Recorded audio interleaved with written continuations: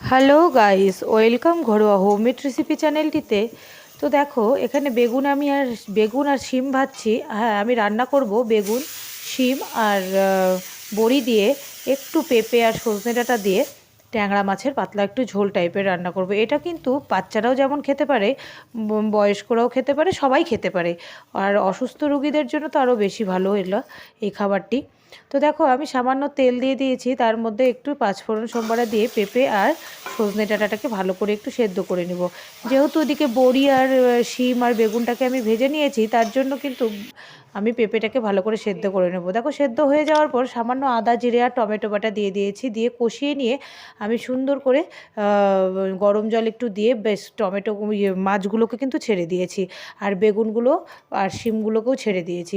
দেখো, একটু ভালো করে ঝোলটা ফুটে উঠলেই আমার রেডি হয়ে যাবে শিম বেগুন দিয়ে ট্যাংরা মাছের পাতলা ঝোল। তো কেমন লাগলো ভিডিওটি জানিও, তোমাদেরও ভালো লাগবে আর খেতেও ভালো হয়েছিল। আজকের মতন এটুকুই, আবার আসছি নেক্সট কোনো ভিডিও নিয়ে। ততক্ষণের মতন টাটা, বাই।